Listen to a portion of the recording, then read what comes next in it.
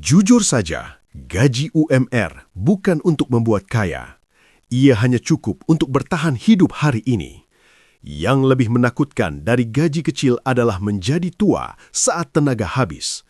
Namun dompet tetap kosong karena sejak muda kita tidak pernah belajar cara kerja uang.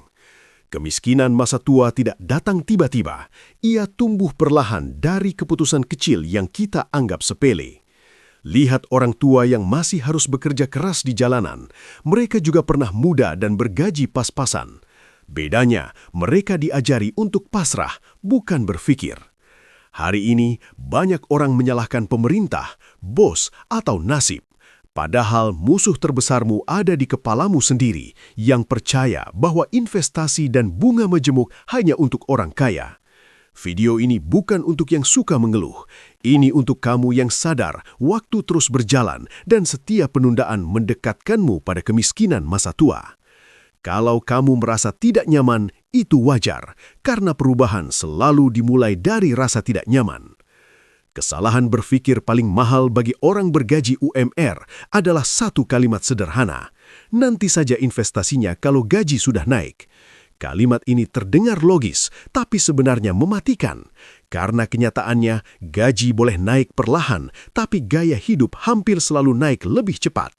Saat gajimu naik Rp500.000, pengeluaran ikut naik, cicilan bertambah, standar hidup naik, dan pada akhirnya kamu tetap merasa miskin hanya dengan angka yang lebih besar. Dalam dunia uang, ada satu hukum yang jarang dibicarakan di sekolah. Waktu jauh lebih berharga daripada nominal. Bunga majemuk tidak peduli kamu kaya atau miskin. Ia hanya peduli dua hal, berapa lama uang itu bekerja dan seberapa konsisten kamu menyuapinya. Orang dengan uang kecil tapi mulai lebih awal seringkali mengalahkan orang beruang besar yang menunda. Bukan karena mereka lebih pintar, tapi karena mereka memberi waktu kesempatan untuk bekerja. Bayangkan dua orang menanam pohon. Yang pertama hanya punya satu bibit kecil, tapi ia menanamnya hari ini. Yang kedua punya pupuk, alat lengkap dan lahan luas, tapi baru menanam 10 tahun kemudian. Saat mereka berdiri berdampingan di masa depan, pohon siapa yang lebih rindang?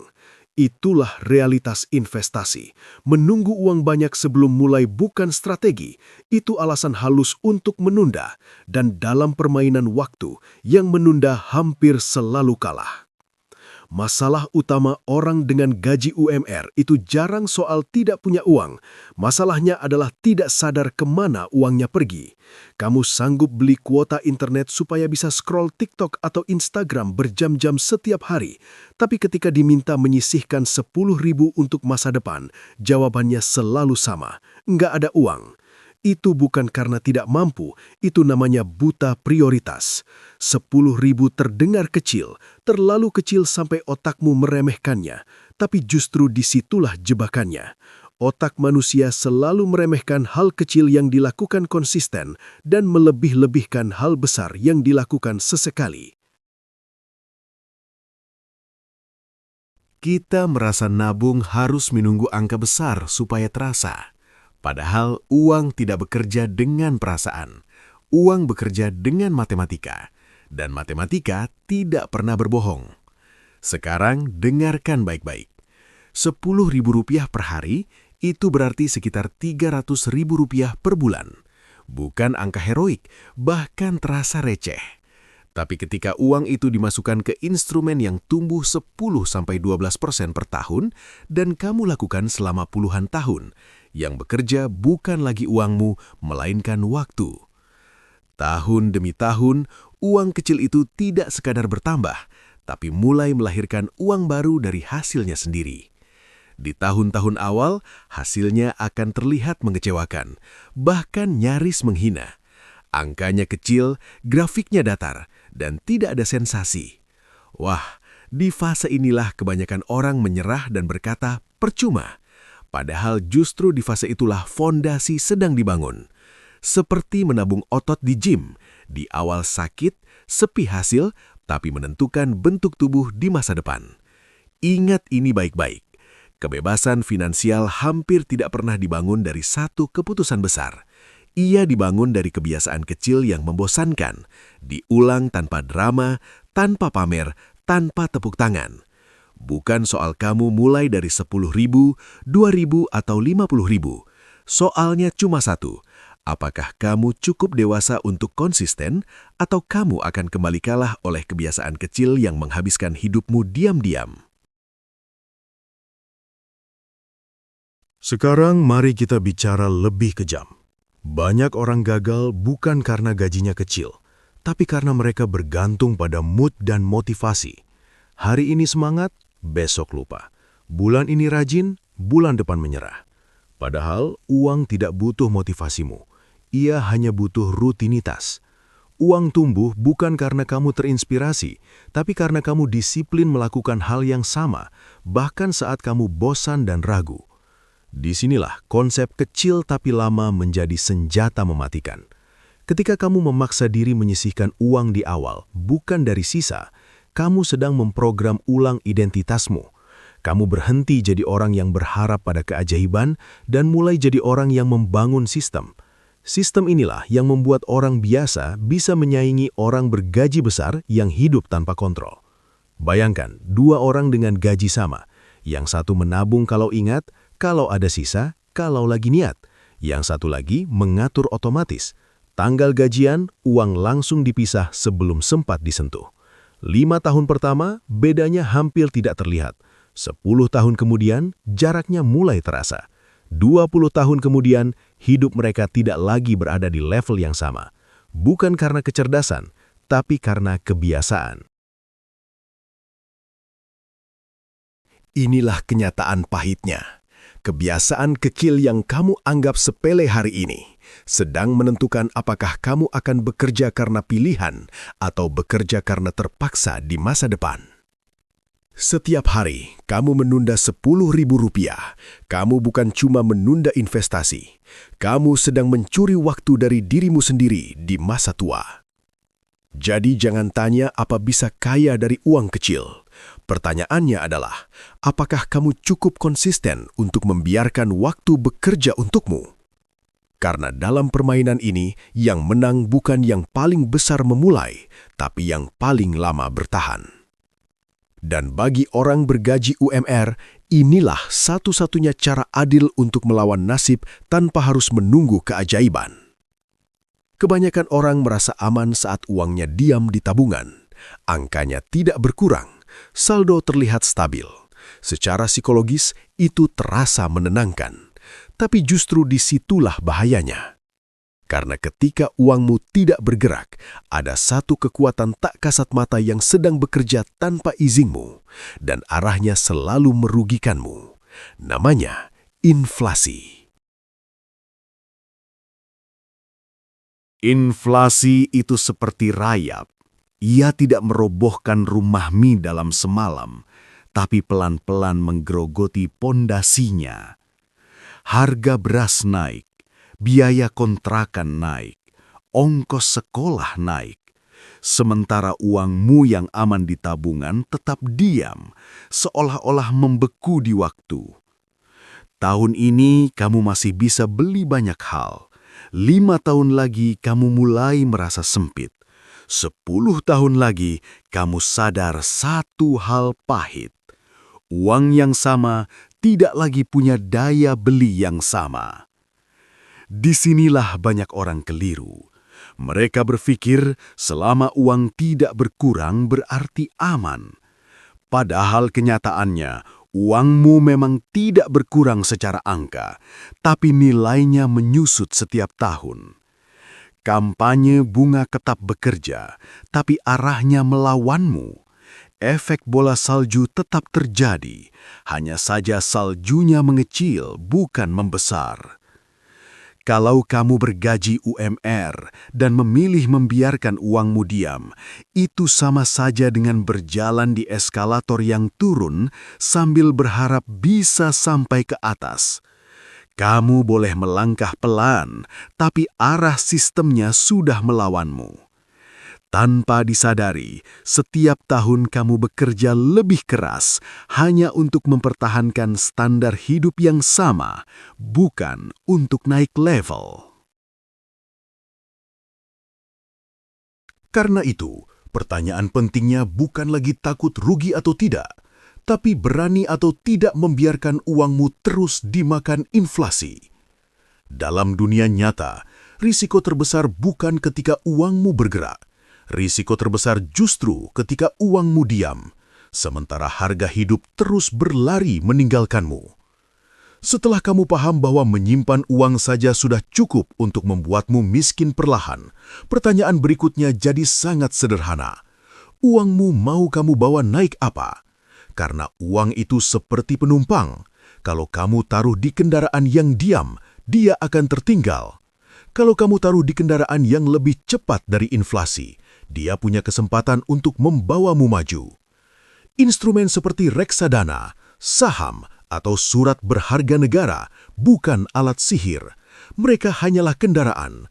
Ada yang jalannya pelan, ada yang berliku, ada yang naik turun. Tapi satu kesamaannya, dalam jangka panjang mereka bergerak.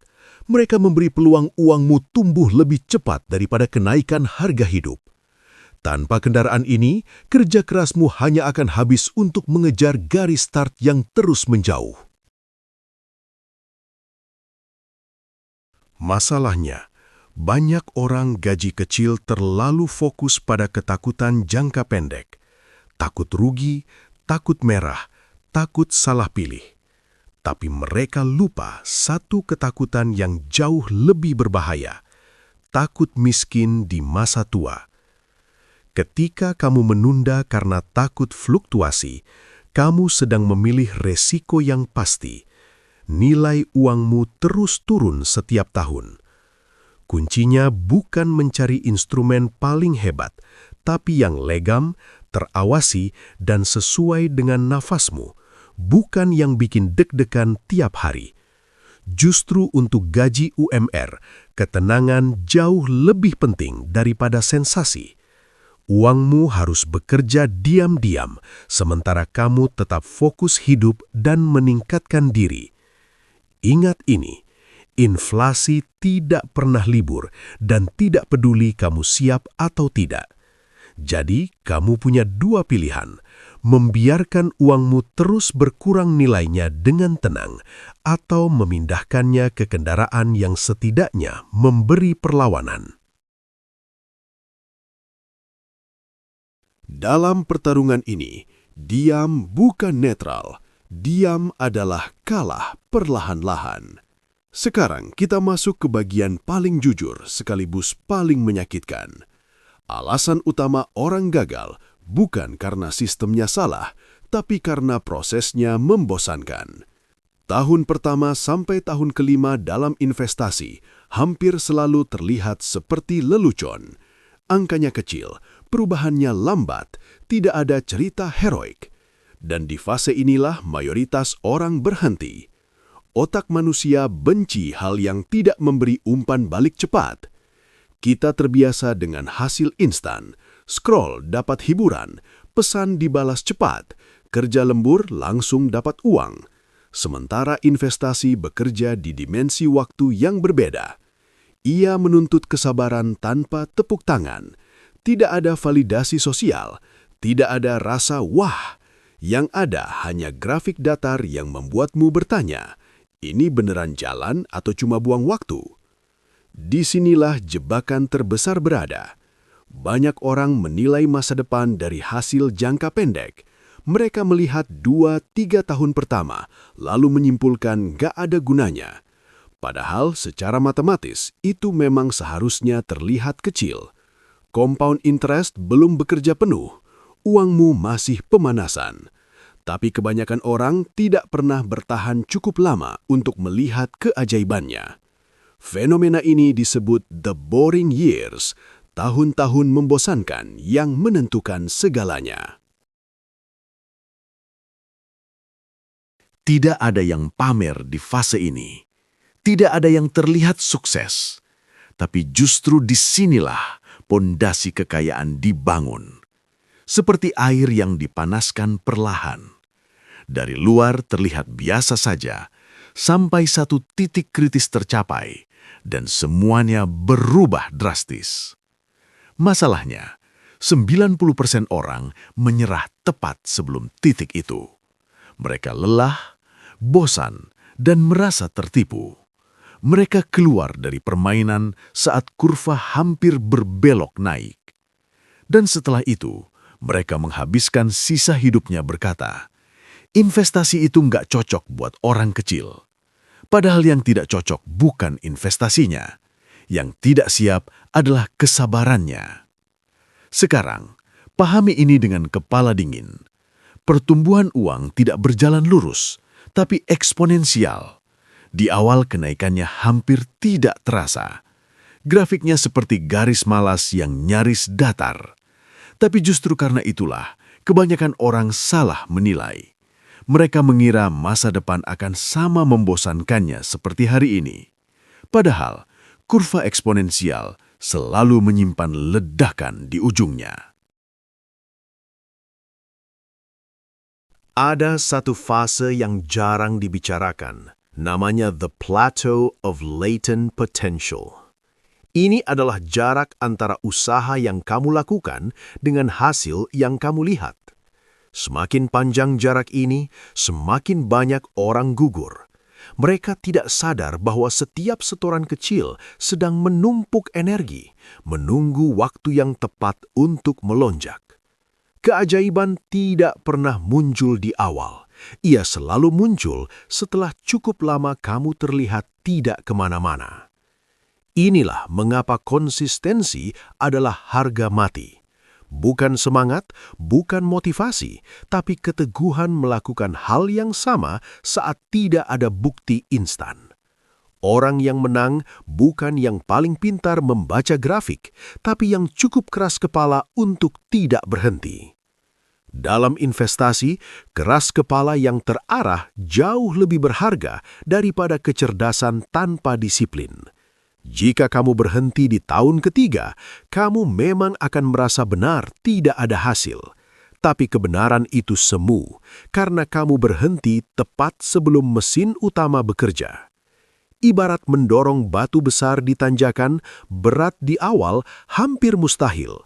Tapi sekali melewati puncak, gravitasi akan bekerja untukmu, bukan melawanmu. Jadi, ingat ini baik-baik.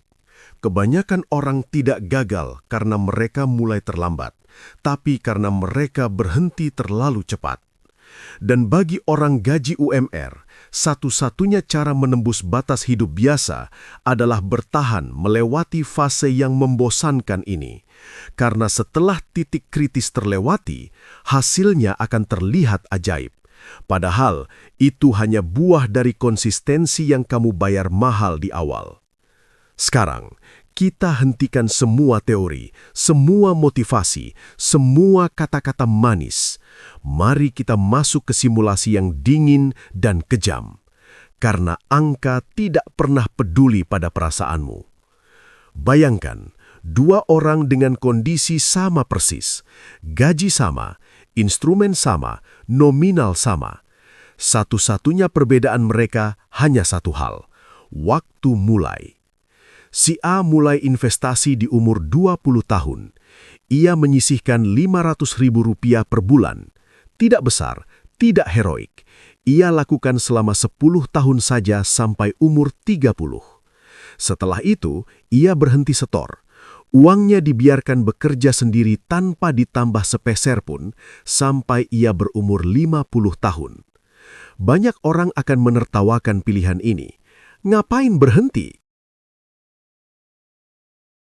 Tunggu dulu, sekarang lihat si B. Ia merasa lebih realistis.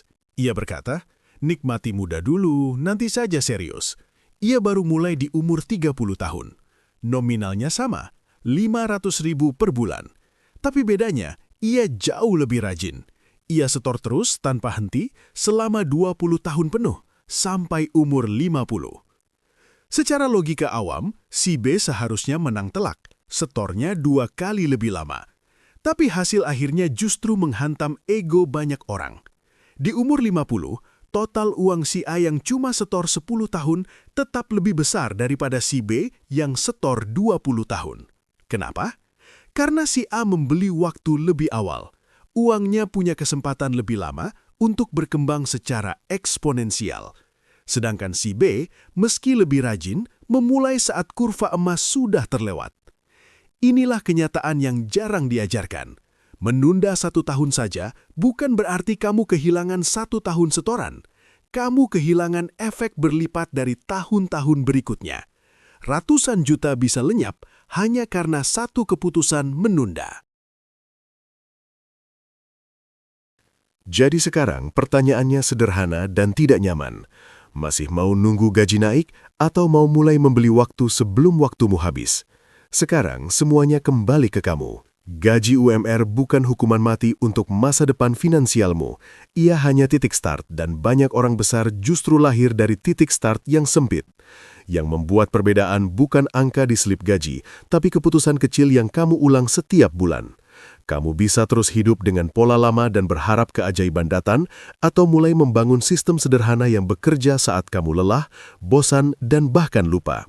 Langkahnya tidak rumit, tapi menuntut kejujuran. Audit pengeluaranmu dan buang pengeluaran sampah yang tidak memberi nilai jangka panjang. Pilih instrumen investasi yang legal dan terawasi, lalu otomatisasi setoran di awal, bukan menunggu sisa. Jangan kejar sensasi, kejar keberlanjutan. Ingat, tujuanmu bukan terlihat kaya, tapi benar-benar aman di masa depan. Menjadi miskin di masa muda mungkin bukan pilihanmu, tapi membiarkan diri tetap miskin dan menderita di masa tua adalah kelalaian. Waktu tidak bisa diulang, tapi keputusan bisa diubah mulai hari ini. Gaji boleh UMR, tapi strategi harus miliarder. Kalau kamu merasa video ini menamparmu, tuliskan di komentar 1 kebiasaan kecil yang siap kamu ubah mulai bulan ini, biar komitmenmu tidak berhenti di kepala saja.